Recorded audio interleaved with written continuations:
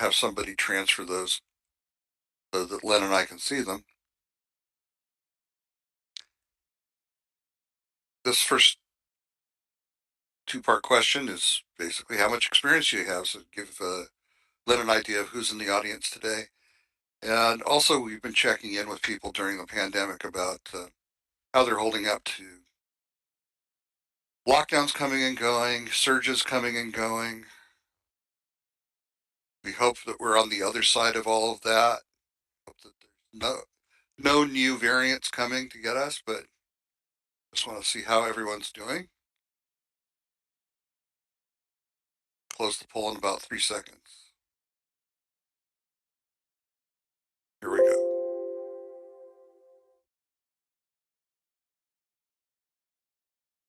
So Len, you can see that we have an audience that's pretty seasoned. We have about almost 50% of the people have more than 10 years of experience. And it's good to see that 98% of our audience, which is the highest number we've seen in a while, are doing okay or better. So that's very heartening. Um, I should introduce myself. My name is Stuart Creek. I'm a marketing manager here at Simplilearn. Um, Len Bertain and I go back quite a long time from one of my very first jobs, and I met him there, and um, we've been friends for the decades since. So I'm going to let Len talk about himself a little bit more and explain what it is that the CEO, which I'm sorry, the Consortium of Problem Solvers does.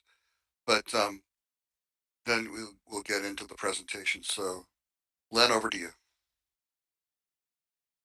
Oh, you're on mute. I'm sorry. I forgot to warn you that the system mutes you as soon as we go live. Hold on a second. I'll fix that. Participants. I got you. All right. Yeah, we can hear you now.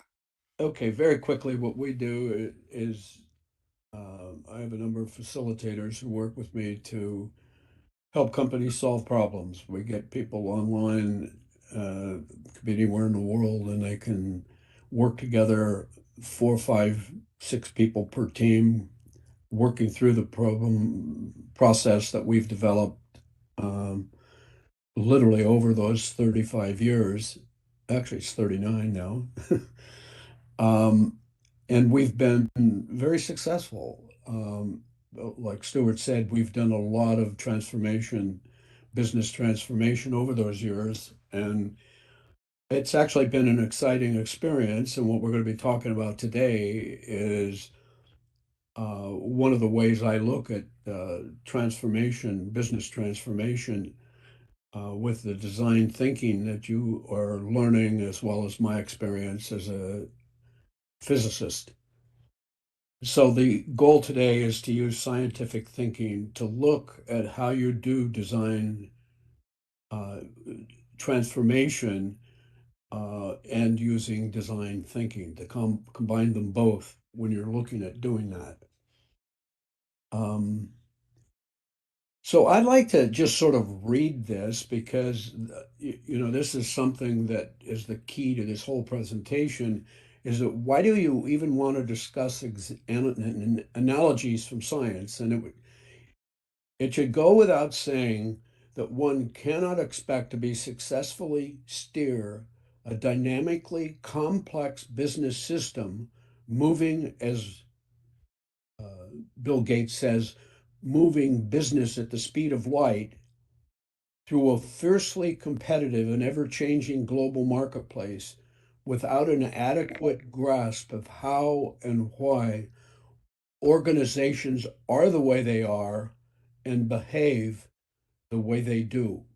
So our primary purpose in doing this analysis is to transfer an understanding of science to a business using the power of the scientific paradigm to improve managers' understanding, decision making, communications, and performance. So that's the foundation of what we're going to be talking about today. So what is the scientific thinking that we're talking about? It's basically looking at organizations resemble things that are the systems of science, basically, and the systems of nature. And we see a strong correlation between analogies that link a business and a science. And if you can describe nature with some precision, then you can draw the analogy over into the management systems which describe the business. And it's also an approach to business which recognizes organizations or structures that mimic systems in nature. And finally, the scientific paradigm provides a set of lenses about how we look at the world. And I'll try to go through some of that today. So, um, Stuart, this all starts with something I observed a long time ago, no blame. And many of you sort of shake your heads and probably saying, I'm not in my company. Well, but you can't do business change, transformation, design transformation without the no blame philosophy in place. It's just not going to happen. And just quickly, when I when I started this years ago, one of the employees, when I said he put an idea into play, immediately turned around, looked the back of the room, to see if any of the jerk managers were there, and then he put his idea into play. And then I realized that no blame is the foundation of both the scientific paradigm, scientific thinking, and design thinking, is that you have to have that as the foundation of your process, Stuart. Years ago, I put this together about how science relates to business. I'm not going to be able to go into the details of this over the course of the day, but I'm going to cover bits and pieces of it. But this is a rather lengthy chart to really understand in detail. But it starts with science on the left and what are the elements of science that we want to bring into the business world. And so for at the top, you have a mindset, and curiosity and questioning are the sort of the key foundations of science. And so you bring those over into business, and you are looking at attitudes in business, and we're going to go into this in a little bit more detail, and the leadership styles, the kinds of things that you want in a business. Then you go down on the left side, you go down into the investigation, analysis, and explanation, and then that becomes the elements that you use from science are observing, experimenting, measuring, and I put in something there that's what we call chalking the field, and we'll explain that uh, during the course of this presentation. On the right-hand side, you've got all of the things that you need to do to effectively investigate and do the analysis in a business. Then you move down on the left to basic truths, and those are sort of the laws of physics, biology, chemistry, geology, all of the sciences that we know. And we get into the right-hand side, the things that relate to business, our mission, core values, how it's structured, strategy, etc. These are all things that comprise the basic truth, so to speak, of business. And when you look, for instance, at mission in your company, I always laugh at this. About it was 2005. I can still remember the day. I went into a CEO's office and I said, we were talking for a couple of minutes. I said, "Can I see your business plan?" And he looks around and he goes, "Oh my God." And he stands up, goes over to a file drawer, can't find it, and he goes, Madge or whoever his secretary was, and says, "Can you find my business plan?" And he's so finally he brings it out, and he has.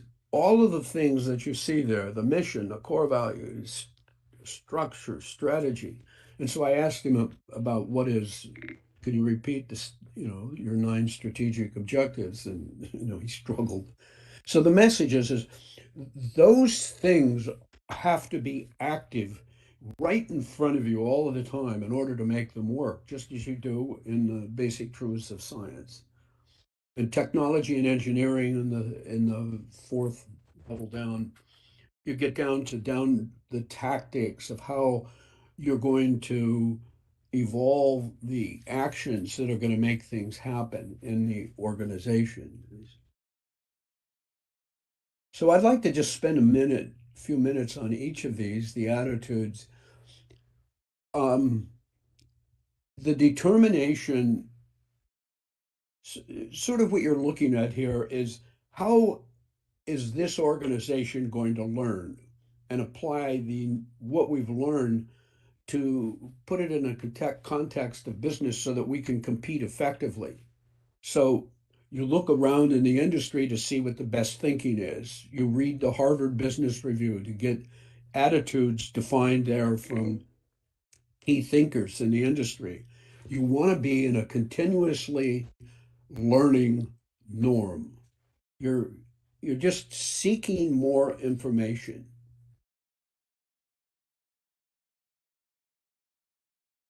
Stuart, the determination of how you learn, you basically want to make sure that when people go to work at your company or in your business, that they want to learn. And if you don't have somebody that wants to learn or improve themselves, there's really shouldn't be any place for them. Um, you want to study the best thinking and making sure that creativity is part of each person's job. That you want people to put ideas into play, but then part of that is if they're going to put an idea into play, you have to have systems that allow them to put those ideas into play without blame, without interference from managers that think it's their job to interfere. So the job of leadership in this kind of an organization is uh, critical. Next, Stuart. The work style is sort of like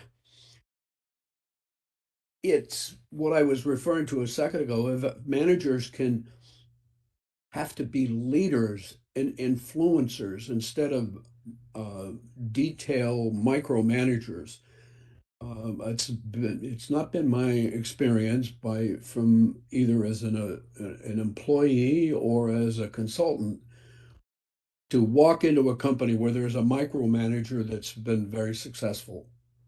They may be for a short time, but it's not a long-term approach uh, to effectively running an organization. But the key to this, getting back to the scientific thinking, is that you have to be able to challenge things with the ability to question and doubt somebody's position and without uh, consequences, without reprisal. So, anyway, this is effectively change without reprisal. Stuart? A lot of times, people, when we're working with companies, you ask somebody what are the items that they're being measured on, and they sort of, oh, I really don't know what. And a lot of times when I go into companies, it's surprising. Going back a step beyond this is asking somebody, what is it you do that adds value in the company? Or if you're if you're not a value added person, what are you doing to support the adding of value? So when we chalk the field, we define what a person's job is, and we of course then set the boundaries of what we expect them to be doing. So we use the expression chalking the field. I found this picture somewhere on the internet, and it really makes the point that you've got a line that's guiding the setting of the boundaries, and the boundaries of individuals working are set by the strategy and tactics of the organization. Stuart?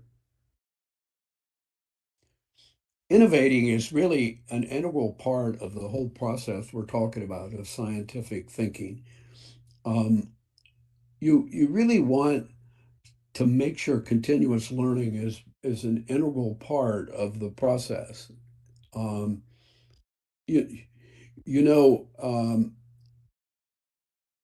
y- when you're trying to establish, uh, hire somebody, for instance, and you're trying to interview them and find out whether they're an innovating kind of a person or whatever, or they're just, sometimes you need worker bees that'll just go in, do their job, and you know work 8 to 5 and never really do any thinking. But you really don't want that. And over the years, when I've done my problem solving work with companies, down at the lowest level, people understand. They understand what they're trying to do and they're trying to help the company. And if you give them an opportunity to say, I see a problem here and I'd like to fix it. And they go, well, your job is to just to do and not think. And unfortunately, that's not the way people are. People are creative. People are thinking all the time in their job. And so the idea of scientific thinking applied to the lowest level person in the company is sometimes difficult for some companies to absorb. But when I was able to get people, CEOs, to see groups of people working together to solve a problem, they really got it. They started to say, well, shit, I'm making a lot of money with these guys solving these problems. I'm going to do a lot of that. And so what I found in recent years, because I'm doing things online, is that people really can get into this, and there's a backlog of ideas that I try to manage effectively to keep it within 4 weeks, so that if somebody has an idea, that within 4 weeks that idea will start to be acted on by a team that's assigned to work on it. And um, you know, but when you start to see the creativity that comes out of these teams that I've worked with, it's to me, it's always been the most exciting part of my job is to see some low-level worker sitting in a class with a PhD in chemistry or something and saying, well, geez, why don't you do this? Probably my funnest one there was when I was this literally, I think it was the second company I worked with. There was a lady that was the secretary, and she was working with a group of 4 machinists. And these guys were used to cutting stainless steel, and they were talking about moving to making a product out of aluminum, and they couldn't get the time to produce the part down low enough to make it a profitable change of their product. And she goes, well, why don't you just turn up the feeds and speeds? Now, to have that, if a guy on the shop floor said that, you wouldn't think twice about it. But this is a secretary, and she was listening to this, and I said, "Well, you're cutting aluminum. You can go faster. You can go by 3 times faster." And they go, every single guy on that team, hits his forehead and goes, why didn't I think of that? Well, the reason you want all those ideas to play and to do the innovation is that everybody has ideas, and that's the message. Stuart,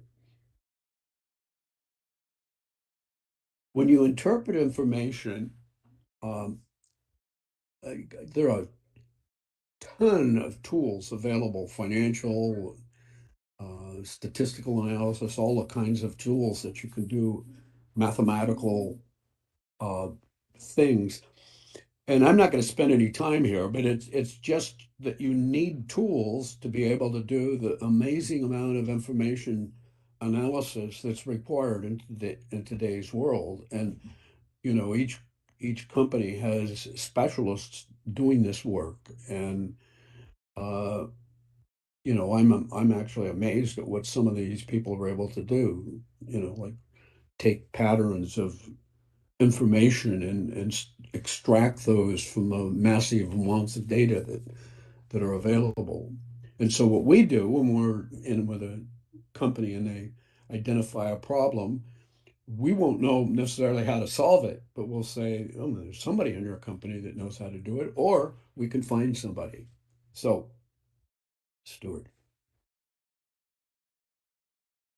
the interesting last part of this is trying to get an understanding of how a business works.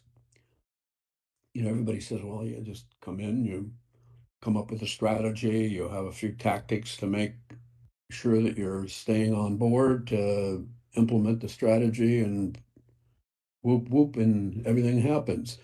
But there's more to it than that. Each company is unique in how they actually function and how they uh,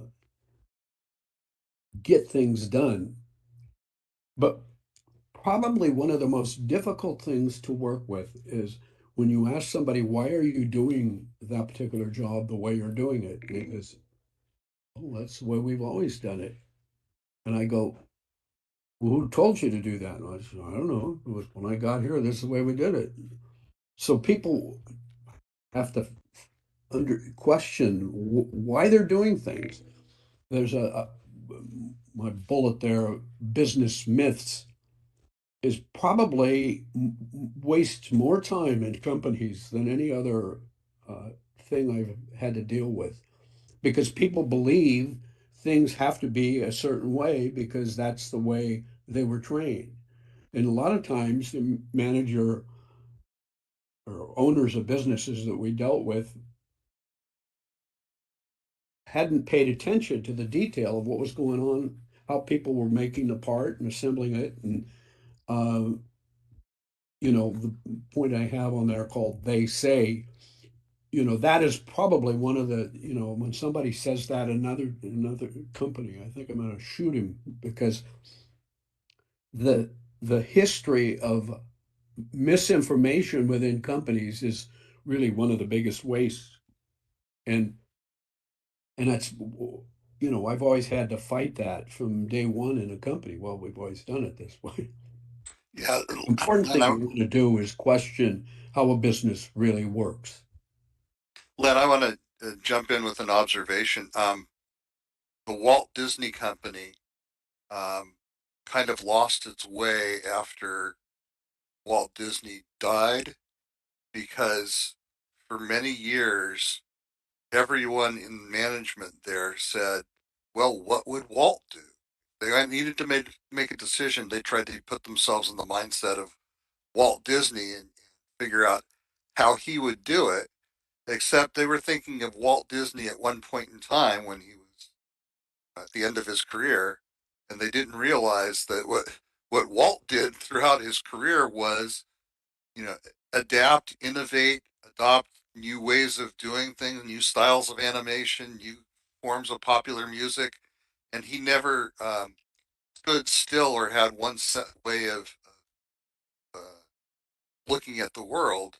So it wasn't until they started dropping that mindset of it's always been done this way, and Walt said that they were able to move forward and create some of the things that we know as uh, iconic Disney films and experiences from the last 30 years.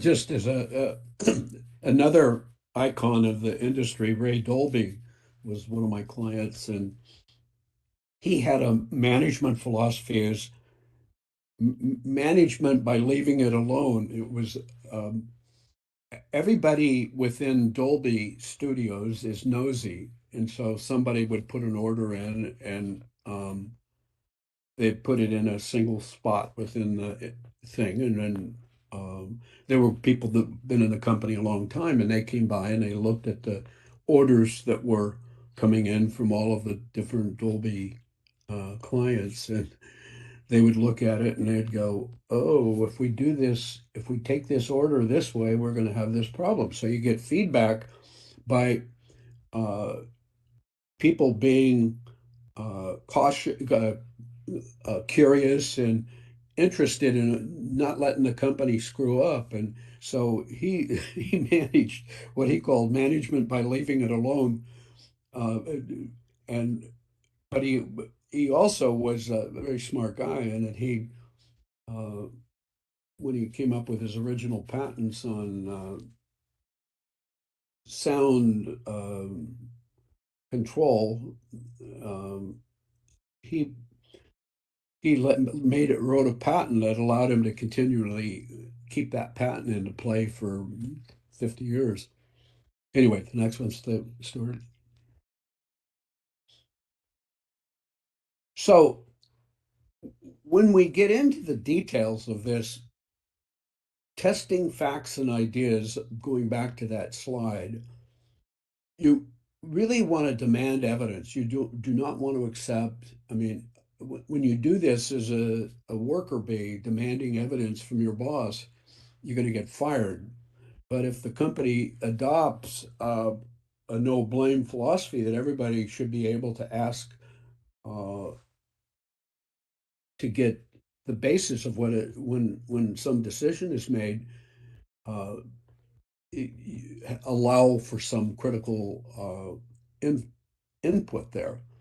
And the ability to speculate is part of what makes Silicon Valley and the Bay Area and California very productive, because there's so many young people working there, and they're uh, bright-eyed and bushy-tailed, and they're willing to put ideas into play and speculate about what can be done is really an important part of this whole process, particularly when you look at uh, things that don't make sense, incongruities in a business.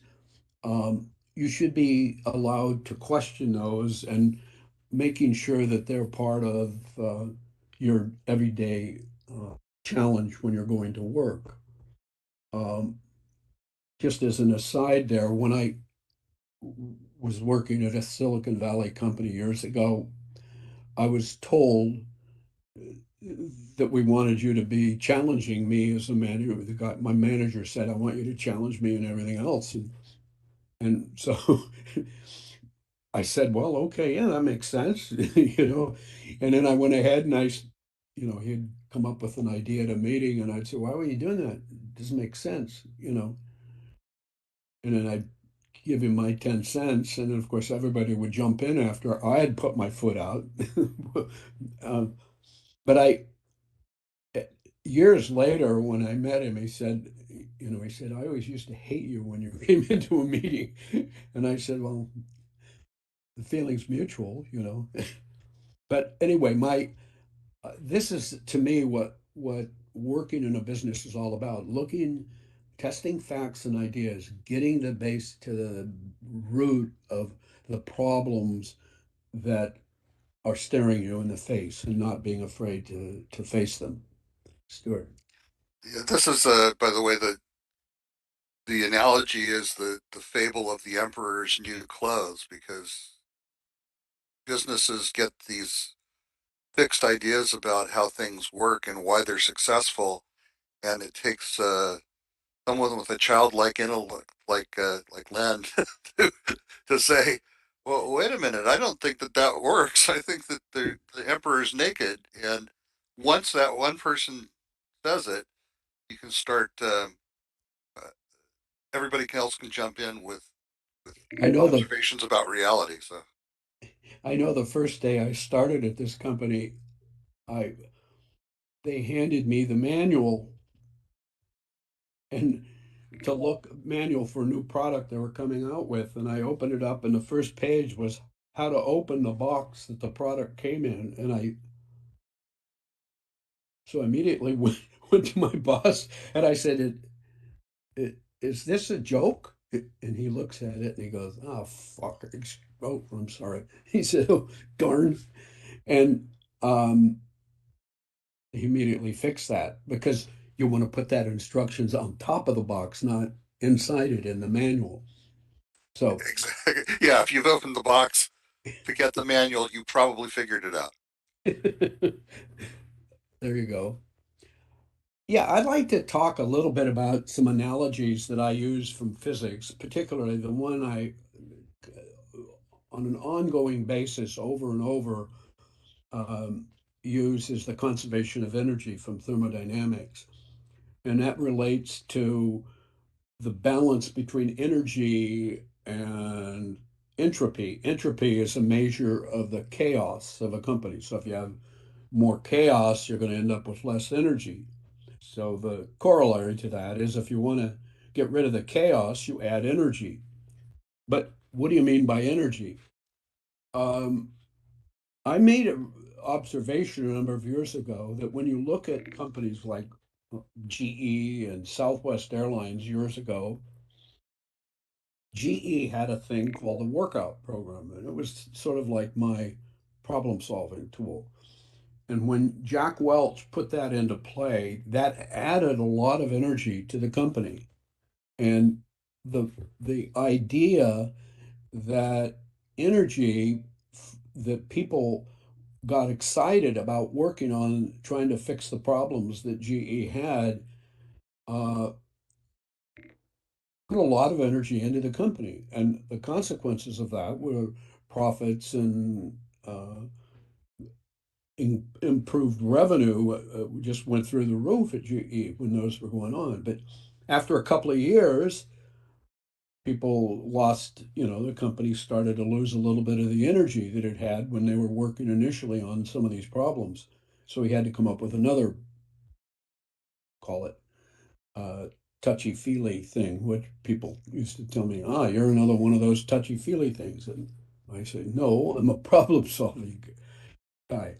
And problem solving is that sort of the basis of all energy input systems, is that you're trying to use the act of solving a problem to keep the energy active in the company. And when that falls off, that's the issue that we're dealing with. And you could think of it another way. I always use the analogy of my wife and I would go out on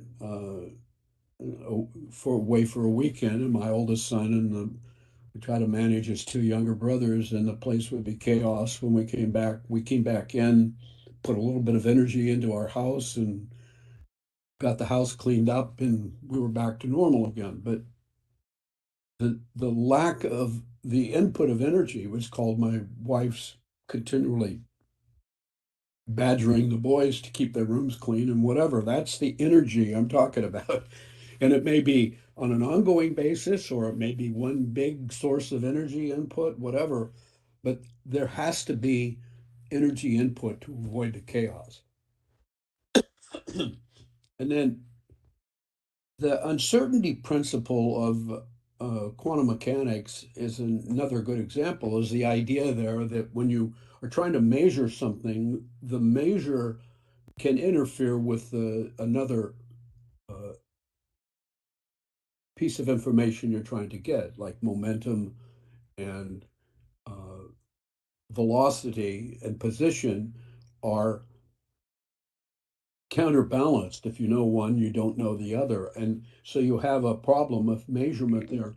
And years ago, there was a study done. It was called the Hawthorne study at the Hawthorne plant in California by Sylvania, which was a light company. And they turned the lights on, and they were trying to measure the effect of light on productivity. And they turned the lights up, people productivity went up.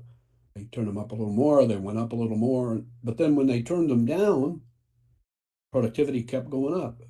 Turn them down again. They kept moving the lights up and down, and productivity kept going up every time they made the change. So the conclusion was that light intensity had nothing to do with it, but that the company was paying attention to the light intensity at their workbench, and the people reflected that and increased productivity. So there's some correlation there between the science, the uncertainty principle, and the Hawthorne effect. Stuart? There are plenty of analogies from biology. One of my sons is a biologist and plant genetics biologist, and he was taking a class on plant morphology. I had no idea what he was talking about, but it turns out plants are pretty rigorous in their response to danger, and they create strong barriers of countering chemicals to fight predators. And the question is what's the difference between what a business does when challenged by competitors? And that to me, people have come up to me years later and said that analogy was it sticks with them because, you know, animals are continually dealing with this. And a vegetable, like a plant, can has the same issue. So, how we deal with these challenges from competitors is what uh, is that we're not alone in the world when we have competitors. So, or predators, if in the case of plants. Stuart. All right. Are there any questions and answers? Yeah, we've got a couple of questions that have come in, and I expect we'll be getting some more here. And if you do have questions for Len, please put them in the Q&A box, but we have a couple that came in already. Um, so Sangram was looking at the slides. He saw that there's similar definitions for the attitude aspect and the innovation aspect. And he was curious to know how well correlated those two aspects are. And I'm going to go back to your main diagram to let you illustrate the answer.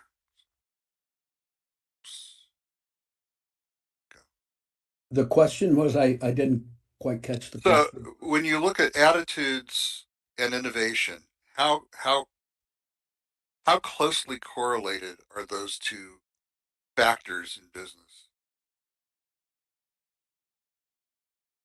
Oh, absolutely. For instance, as one extreme, you can have a person with I'm the brightest guy on this planet, and having him as the lead guy, uh, people working for him are going to, are going to be less than excited to do so. But when I was at Intel, there was a guy by the name of Ted Huff, and he came up with all the main ideas: the 1001 bit chip, the 4004 chip, um, the first microprocessor, the 8080. He was sort of, and then also the single board computers.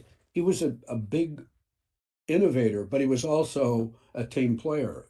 So I don't know if I'm answering your question, but egocentric innovation is not, to me, the best way to, if you're managing a business, um, it's not always the best way to go. However, there may be go-to people. For instance, a plant that a rubber, a tire and rubber manufacturing operation once, the general manager there, if I asked him if he had one guy that he could go to start a business, and he would say, absolutely, this one guy, because he could fix anything. So there are aspects of attitude and abilities and innovation where you may need an individual, but for the most part, I am totally into a team effort to get the quickest results because people, if you have an open system where people can criticize and improve the ideas, they move very quickly. But if you have somebody that's a control freak, uh, I, I I am less than excited to work with that kind of an individual. But the Uh, question is whether I've done any correlations there. The absolute answer is no. I have no idea other than what I just said. I've made observations, but no formal correlations. Yeah.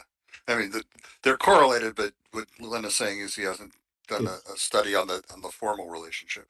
But I'd like to share an anecdote, Len, if I may, from the early days of personal computing, and this illustrates exactly what you were talking about. In 1984, Apple Computer introduced the Macintosh. Everybody was very excited because it was one of the first personal computers with a graphical user interface, and it was an all-in-one box, self-contained. It had a single floppy disk drive, so it had no internal hard drive storage, and it was very popular. So popular that within a year there was a Macintosh conference, um, Worldwide Developers Conference for Macintosh, and there were exhibitors out there. So Steve Jobs was giving a talk about developing the Macintosh, 1984, and a question came out from the audience and said, "When will you add an internal hard drive to the Macintosh?" Jobs said, "We can't add an internal hard drive to the Macintosh. There's several reasons for that. Number one, the power supply won't handle it." And this guy said, "Well, we're demonstrating a internal drive retrofitted into a Macintosh out on the exhibit floor. We solved the problem by putting in a new power supply as part of our kit. But yes, but the thing's going to overheat because it has convective cooling, and you can't possibly run the hard drive in there without overheating the unit." And they said, "Well, we've included a fan in our kit." He said, "Well, but then how did you actually even get it to work with the processor? There's no interface bus for a disk drive." And they said, "Yeah, we created a piggyback socket so that we can go straight into the central microprocessor chip and use that as our bus." And finally, Steve Jobs stood in front of this audience and said, "Well, it just won't work." And of course, they said, "Well, Mr. Jobs, come out to our booth and we'll show you." But the interesting thing about that, because of what we think of Steve Jobs in popular culture, is that in 1984, that was his attitude. And it wasn't until he was fired from Apple Computer and went off and created other businesses, including taking over Pixar and turning it into what we know today, that um, his attitude changed and he began to trust the people around him to create amazing things, and not dictate to them what their creativity ought to be. So, yeah, That, by the way, Stuart, is a phenomenal example because he was, I knew Steve way back when he first started Apple, and I could have joined him, and he was the last person in the world I ever wanted to work for. Uh, but he is was very egotistical, and his his growth in understanding the role of shared design was a dramatic change. In fact, I think didn't Bill Gates tell him the iPad was the single greatest creation that he ever did? Was done exactly that way. It has no manual, and yeah, it was a phenomenal success, and it was a team effort. yep, yeah, and you know, I think one of the transition points for him was when he came back to the company and people proposed, they generated the iPod, which was a personal device for listening to music. Um, some people said at the company, this personal device, we could add in the features to turn it into a telephone. And by the way, we can make it run apps. So Steve Jobs initially said, nobody wants an all-in-one device that does all these different things. But he was at that point able to be persuaded that, yeah, as a matter of fact, if you take an iPod, add the ability to run apps, and add the ability to make phone calls and add a camera, you now have a new device that's unique and lets people do everything they need to do with one thing in their pocket rather than having to fumble for three or four different things to carry with them. So that change in attitude was a transition point where he was able to see, yeah, letting my team innovate for me and giving them the freedom to do that is a big force multiplier for our company. Um, we have several different questions coming in. One for link from LinkedIn from Dr. Jones asks, how would you apply design thinking in fashion, like design materials or patterns, that type of thing? How would that work? What would you give Um, advice in that area? Actually, I have in a sort of a Jessica McClintock in San Francisco was a dress designer, and uh, but she was a control freak, and so when I went in and worked with them, she was required by the process that I used to get input from other people, and so the people came up with ideas that had been squelched by her, and there were a lot of them were just sort of sticking her nose in these ideas because she was not a one to want to accept ideas. But I told her it's either you accept no blame or I'm out of here. And so the people that start design companies and in the fashion industry are pretty strong-willed individuals, and they only get there because they have to fight like hell to in the industry to make a success of themselves. And the design, if you watch any of the design shows, you get a feel for the kinds of person that you need to be in order to be successful in that industry. So the answer to your question is, I, I, I work with her just exactly the way I work with anyone. It's no blame. We put an idea together with following my process. We present it to her, uh, looking for her approval, and we get it done in 3 weeks. We implement the idea in 3 to 5 weeks. And but we instead of trying to solve all of the problem, you take a bite out of the elephant and do that one. And there's locally in Bay Area, there was a futon shop that was uh, they made futons, and it was a, a collective, they had to choose materials to go over the futons. They had canvas coverings of the base mattress. They had padding inside the the the futon, different blends of wool, cotton, uh, synthetics. They had springs, styrofoam, and all of these things together had to be blended. And so we just went in and we restructured the way the company did the manufacturing, and it turned out to be a fun process.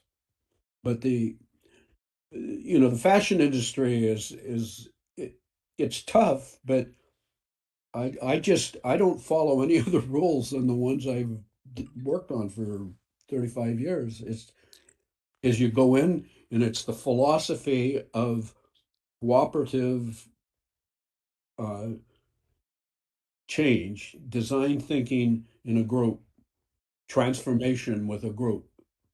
Yep. And when you present the idea, you present it to the owner as a change team rather than as an individual. If one guy it's all his idea on the team, and then the other guys aren't going to necessarily support him. But if it's a team effort to make the presentation, then it works.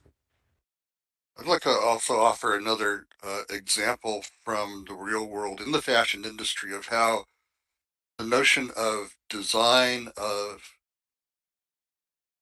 visual design, and that type of thing, one way of interpret design, to design thinking, which is looking at organizational change, um, made a huge difference. And that's the Spanish fashion company Zara. Zara makes what invented the segment called fast fashion. And what that means is they can take design that they've seen from another manufacturer and adapt it and produce clothes and get them into the stores within a matter of a week or two. And this is something that's entirely new, or was entirely new at the time in the fashion industry. What they were able to, the reason they were able to do this is because of digital transformation. And so it wasn't a matter of design thinking in terms of, you know, what are the colors, shapes, fabrics that we're going to be using. It was more for them, it was how do we get information from our stores about what is selling? Um, how do we then transmit that to our manufacturing facilities to produce more of that and get those things shipped to our stores quickly? And how do we keep updating that and looking for new trends so that we're constantly turning over the products in our stores to match what demand is from customers? And it's a phenomenal system, but it's based on the notion of the digital technology to collect the data, to interpret the data, and then to transmit it out for actionable prescriptions to manufacturing and shipping and merchandising.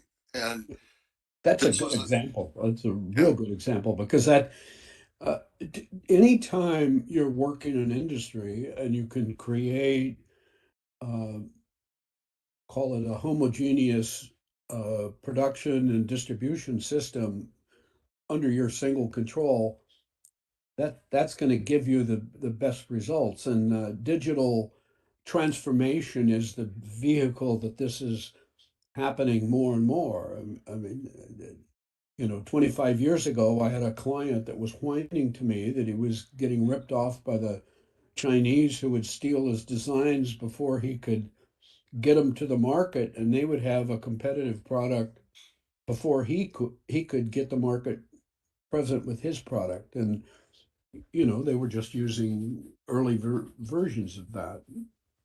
mhm. um, leads to a question from Olumi who asks, what's the first thing to consider if you're implementing a digital transformation in an organization? Let's see, the first thing, well, it starts at the top. If you cannot progress through a digital transformation unless the CEO buys into it, step one. And I've had a number of people come to me and say, I'd like to come in and have you do your problem solving change. And it's, let's say, through a CFO or a COO or someone other than the CEO. And the reason that you have to start at the CEO is that the CEO is in charge of strategy, and that no one else in the company is in charge of. And so when you want to make change in an organization, it has to start with the CEO, because all of the strategy is radically affected by any kinds of programs that you implement. Because, for instance, if you can get a product to market quicker, you can start implementing way back when just-in-time production techniques.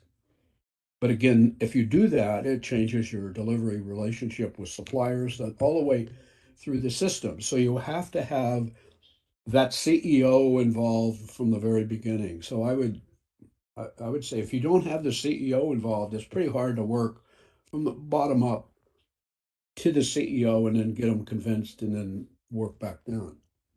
You can Uh, do that, but boy, it's painful. yeah. Sheetal asks, Sheetal's been a business consultant for 8 years and is curious to know what is the best way to make top management understand the importance of change and of allowing feedback and adopting that no blame strategy. How do you get old dogs to learn new I would tricks? say, do you have a two by four handy? Yeah, Um, it it's the old joke about how do you get the attention of the jackass is that the guy out, the farmer goes out and takes a two by four and hits him over the head. But that's sort of like what you have to do because a lot of times CEOs think they're the smartest guy on the street and they're not.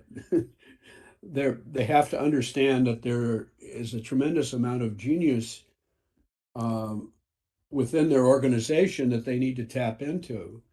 And I don't, quite frankly, I don't know how you, as a consultant, cause a CEO to change, other than the way I did it was I convinced one CEO and then let him sell someone else.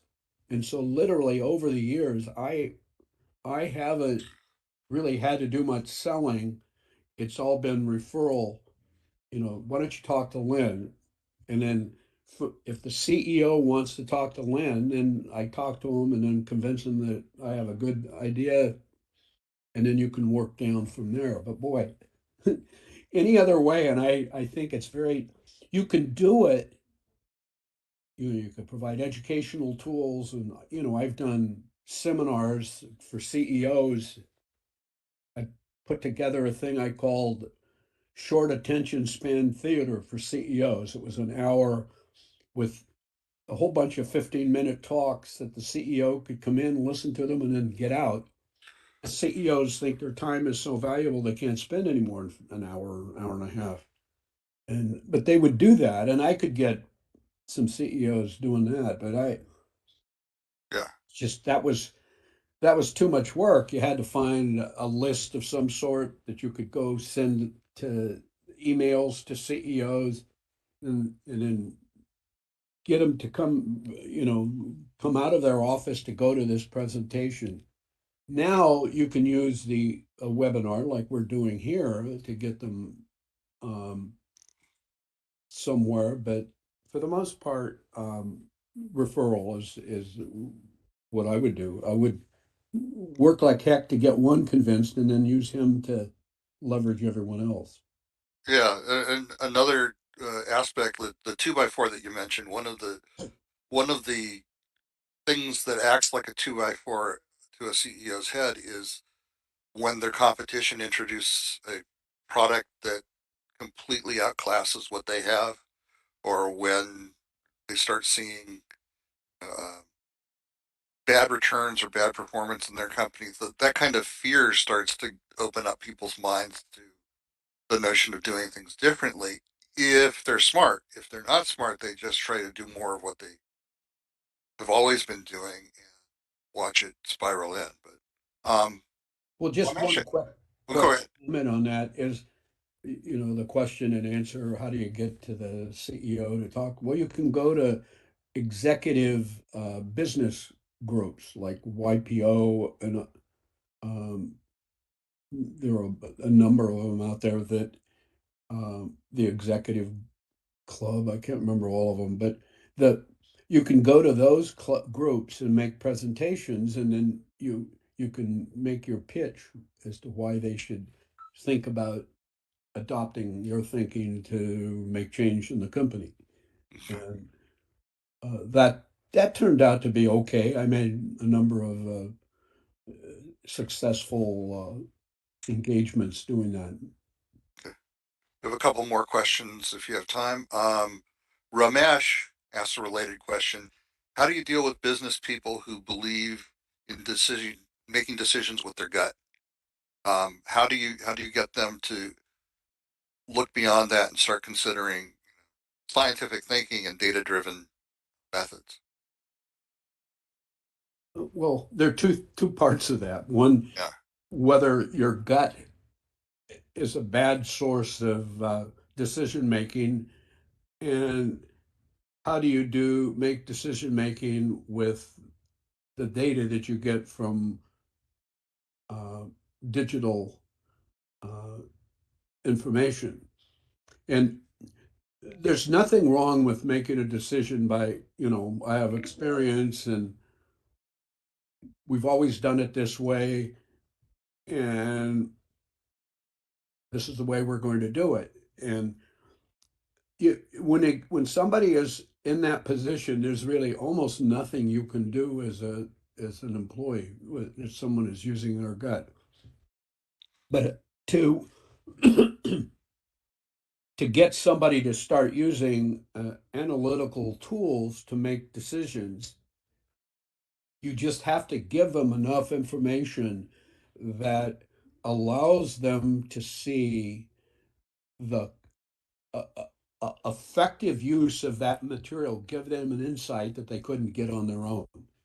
And uh, literally, I think if I went into 100 of the clients that I've done in the past, that every single one of them would have learned a lot from having listened to the presentations by their employees, because there's always one idea that they get from that that they would have never thought of before, because they can't make a pres in the process I have is they cannot make a presentation unless they have the data to back it up. And I'll give you a good example is that one of my clients was a manufactured DNA materials, the little segments of DNA, they're called oligos. And the the group was trying to convince the CEO that his gut was wrong. This is as you were been talking, this one idea came up, and that and that his gut was wrong, and so they needed to get some data. So one of the rules that we all know in business is the 80-20 rule. 80% of the benefit comes from 20% of the either uh, products that you sell, or 80% of your problems come from 20% of your customers, and on and on and on. But I identified a corollary to that years ago, and it's called the 567. 5% of your problems come or 67% of your problems come from 5% of your customers, or in this particular case, 67% of the shipment problems came from 5% of the products. And so what that did, that meant that you take a team of 5 people, they're shipping, let's say, 400 invoices a month, and they could easily grab 5% of that, or 20 of them, and do an analysis of those. So they did that. And when they laid the data on the CEO, it just blew him away. So that you use the scientific techniques in I think 567 is one of I think my most powerful tool, because people are trying to make a case to a CEO or some executive, and they figure they don't have the time. Well, just take 5% and see what happens.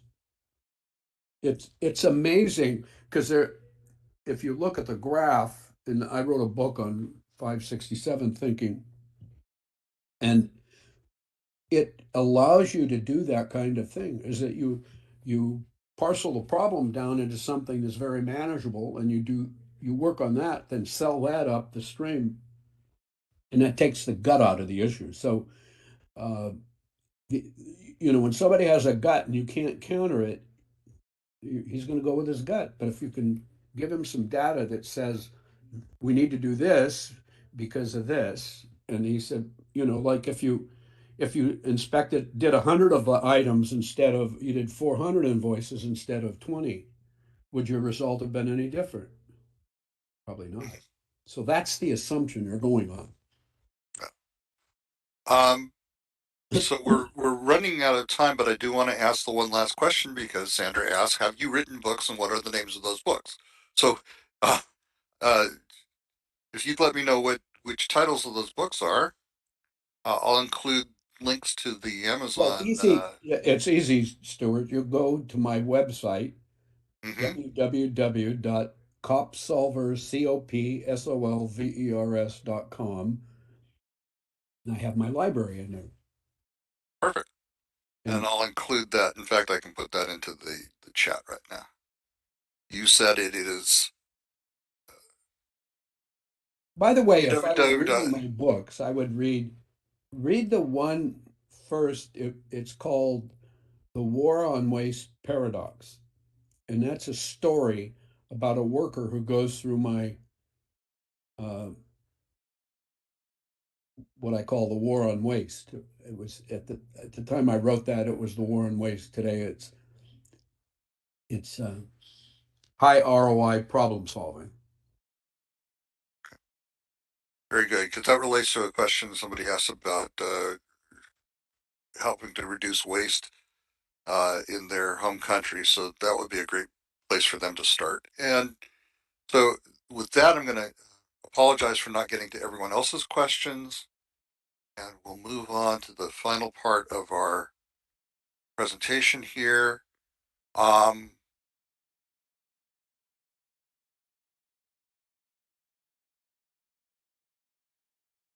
so people ask about how you find out about design thinking, and Simplilearn, of course, is in the business of professional technical education. We have a program with Purdue University. It's a professional certificate program in digital transformation, a 6-month online program we designed in collaboration with Purdue University, which is one of the world's leading universities.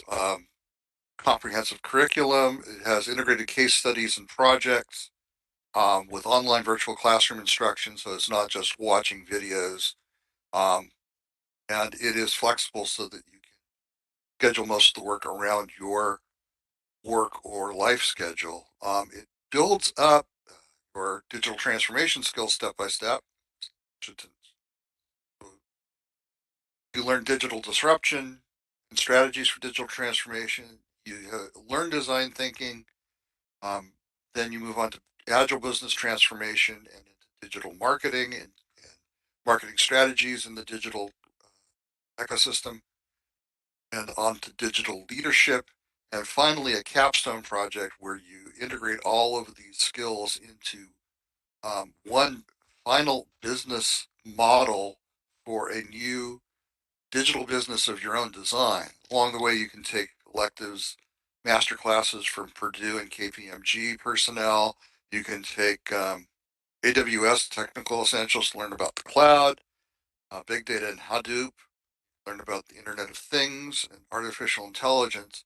All the electives, of course, are included in the cost at your discretion. And you end up with certificates both from Purdue and KPMG, along with the experience that you can point to in the case studies and the capstone project.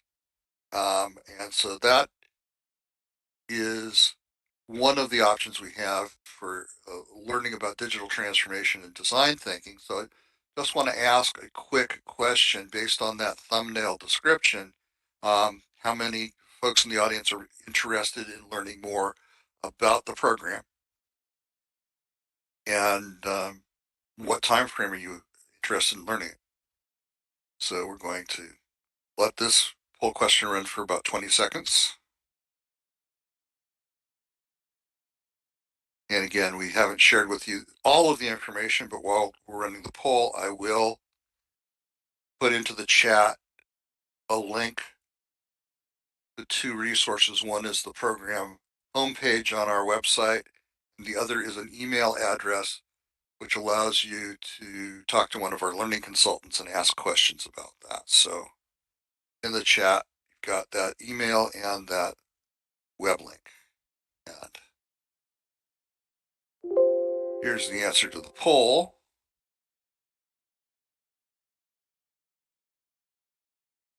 So again, 80% or more may or are interested or may be interested in this program. So please do check the program page at the link I just shared, and please do email us, ask us at simplylearn.net, and ask a learning consultant for more information.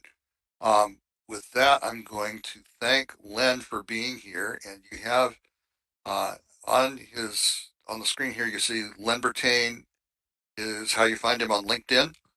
And I've shared with you the email address copsolvers.com, which is a website for the Consortium of Problem Solvers. So, Len, thank you so much for being here.